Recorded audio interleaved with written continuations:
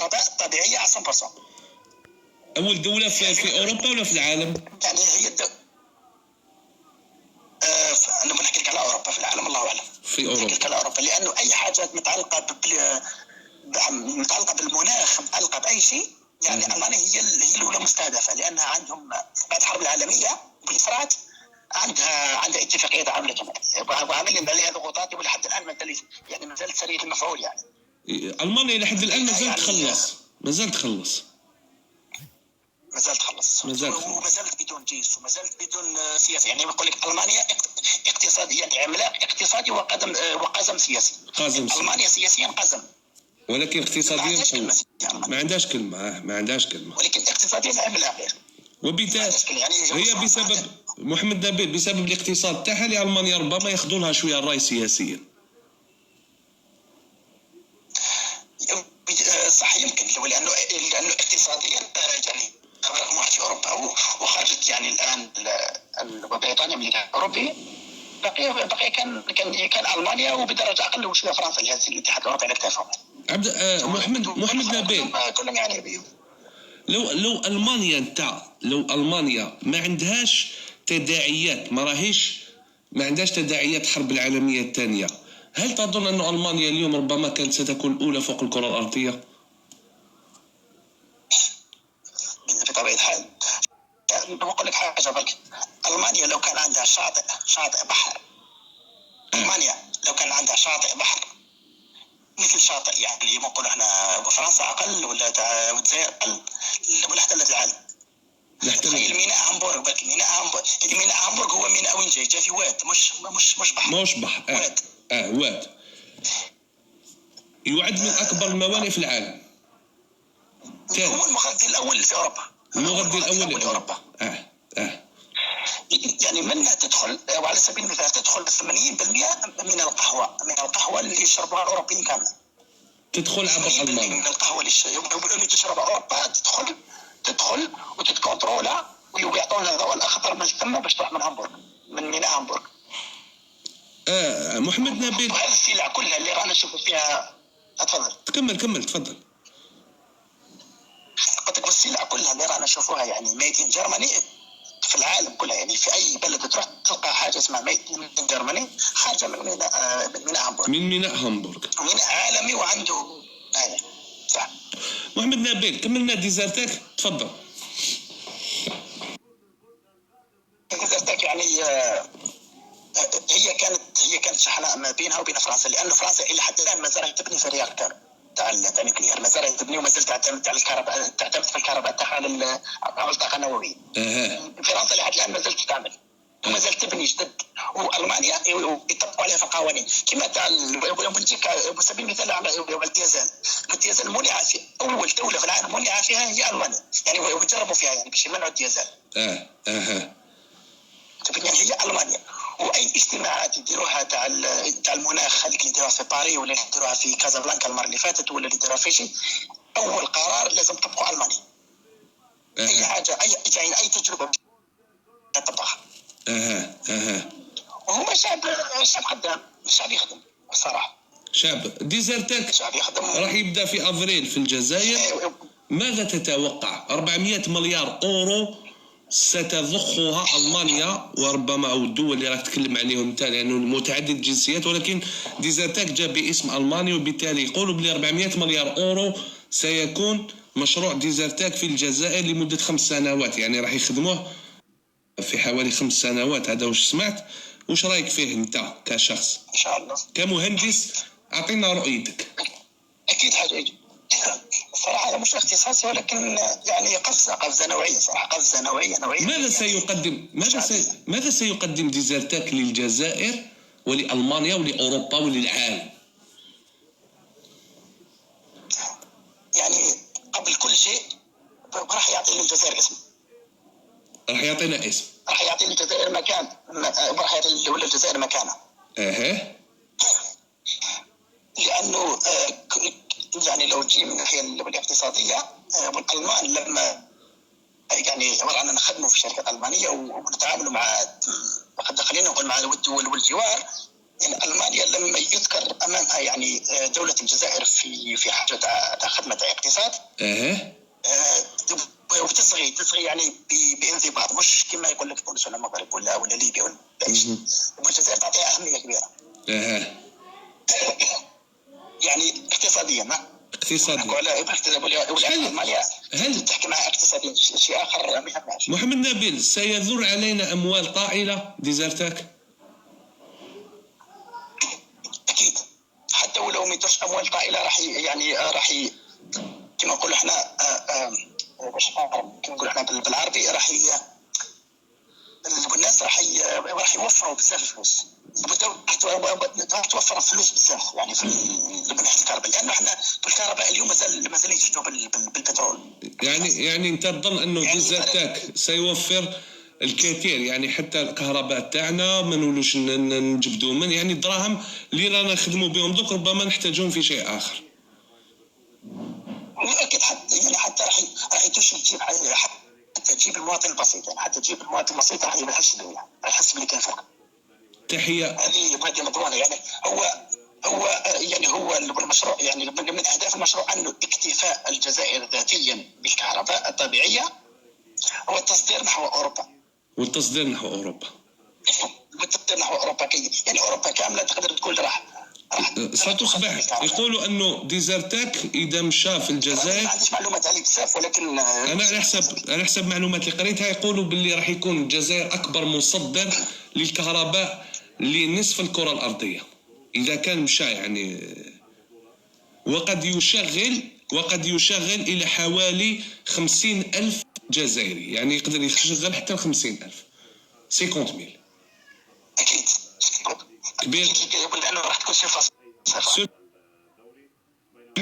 نحن نتكلم عن استثمار ب 400 مليار اورو وليس مليار او 2، 400 مليار اورو، وبالتالي راح يكون هناك استثمار كبير. راح يكون يمكن اكبر مشروع في افريقيا. ام يقولوا بلي اكبر مشروع في افريقيا ديزرتاك سيكون اكبر مشروع في افريقيا. محمد نبيل، كلمه اخيره للشعب الجزائري، 2000 راهم يتسمعوا فيك، تفضل. والله شو نقول، يعني بلادنا نحبها، ما كاينش اللي يحب يخسر بلاده. والله اي حاجه تشي بلادنا اللي يتعثروا يا ناس تخموا بعقولكم. الحمد لله والشعب تاعنا راه واعي، ومن بينها اول شيء الصامته اللي كنا نحكوا عليها قبل الانتخابات، هذيك فيها صامته ما شاء الله عليهم وعارفين واش يديروا، يعني ما شاء الله. احنا نحكوا على الفئه هذه مسكينه اللي راهي في الحراك، واللي راني نشوف في وجوه بزاف ناس كنت نعرفهم كانوا يقراوا معايا يخرجوا من الحراك، والله الدوخ سبحان الله. يا ناس فيقوا، يا ناس والله واحد ما سمع بكم بالحراك لكم تقولوا وصلنا رساله للعالم بالسلميه وكل شيء، قسما بالله واحد ما سمع بالحراك نتاعك، والله ولا والله واحد ما سمع بالحراك نتاعك. البلدان ولا عندنا 5 سنين البلدان واحد ما سمع بها. البلدان محمد نبيل، البلدان ما تتطورش بالحراك، تتطور بالعمل والعلم. الالمان عندهم بالعمل يا شيخ، خدمه ماشي يخرجوا يذبحوا في والله يخدموا. شوف كلش يديروا كلش والله. في الويكاند في الالماني في الويكاند تلقاه حسك بحمار، يعني بيدير واحد الاشياء وتقول هذا، وتقول كيفاش هذا بنادم طلع بلاده. والله العظيم الالمان كي تشوفوا في حياته اليوميه يعني سيرته في الويكاند تقول كيفاش هذا البنادم طلع بلاده. وانا نخدموا معاهم يعني والحمد لله، يعني رانا مخدمين المان تحتنا والله بهايم، مصدقني بهايم، ولكن والله بالانضباط طلعوا بلادهم منضبطين بزاف، طلعوا بلادهم يسون ترو سيريو، ما يضحكوش وترو سيريو، شوف ما يضحكوش وما يحتقروش، يحترموا. كما نقول وزير الصحه واش قال كلمه شابه، قال لك هذا الفيروس يعني ما راحش نخافوا منه، ولكن نحترموه. اي والله لازم نحترموه، يعني تعطي له حقه. بارك سواء كبير سواء صغير، يعني ما تخافش منه، تكون تخاف منه راح تحصل بياش خلاص. بارك الله فيك محمد نبيل، الله يعطيك الخير.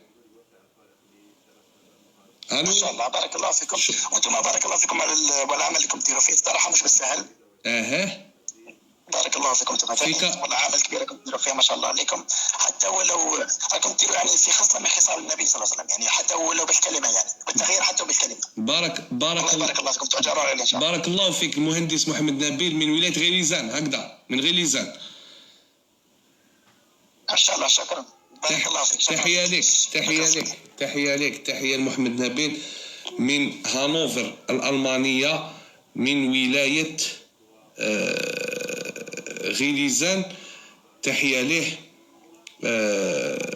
وتحية كبيرة لكل يعني المواطنين الجزائريين الموجودين في أوروبا. أريد الاتصال بشخص آخر، سأحاول الاتصال به. دقيقة برك، سأحاول الاتصال بشخص.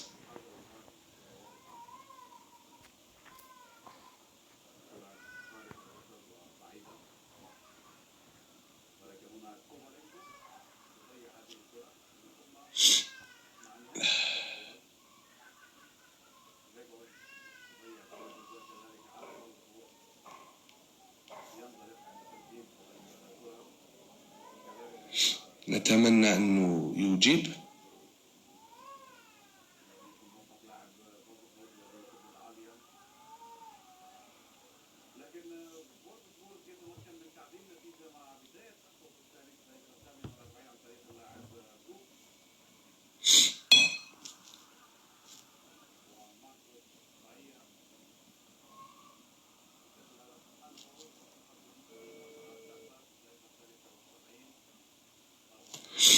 تحية.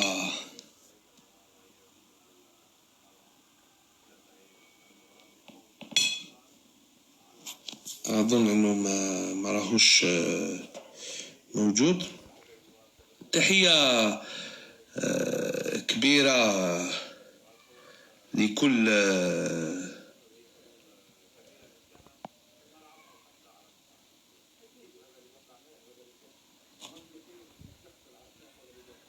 المواطنين الجزائريين المتواجدين في أرض المحجر. بطبيعة الحال الراديو اللي قلت لنا عليه ان شاء الله ننتظروا بك نشريو الماتريال، باسكو الراديو لازم يجوز. ناس كيما نبيل تزرع الامل. بطبيعة الحال عباد كيما هادو اللي كيما يقولوا نقدروا حنا كاشخاص نتصلوا بهم، وهؤلاء يعطيو امل للجزائر، وهؤلاء اللي يعطيو امل كما نقولوا هادو هما اللي نورمالمون حنا نتكلوا عليهم اشخاص يعيشون في اوروبا. هذا هو المستوى الحقيقي. اطباء، هذه الجاليه الحقيقيه الجزائر، ماهمش الناس اللي يتبعوا المتسرب المدرسي. وكما شفتوا انتم كل انه يعني كانت هناك ربما كما يقولوا كانت هناك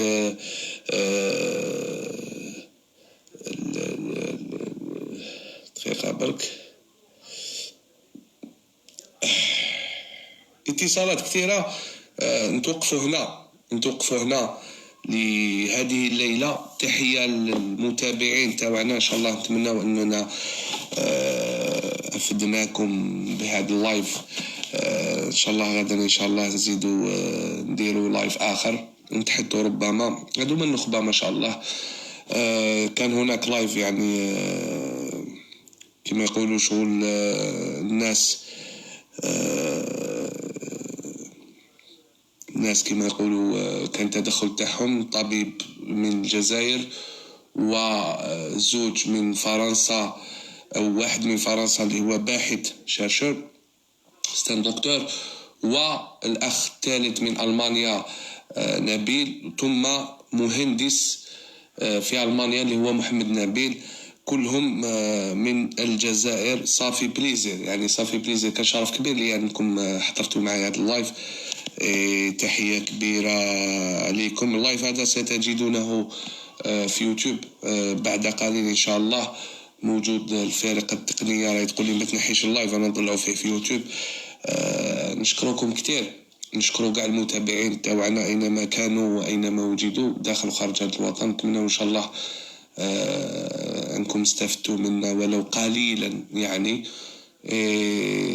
اذا كان هناك انقطاعات في الانترنت ماشي حنا برك خاوتي، الله غالب. من المصدر من الانترنت تاع هدى فرعون. الله يعطيكم الخير، تهلاو في روحتكم. نتمنى ان شاء الله انكم يعني تحرزوا روحتكم فيما يخص هذا الفيروس تاع كورونا. نتمنى ان شاء الله الصحه والعافيه لكل الشعب الجزائري، ونتمنى ان شاء الله تاخذوه بمحمل جد وتوقفوا على الاستهزاء فيه. بارك الله فيكم، يعطيكم الخير، اتمنى لكم ليله سعيده. شكرا لكم والسلام عليكم ورحمه الله تعالى وبركاته. نتلاقاو غدوه ان شاء الله. تصبحوا بخير خوتي.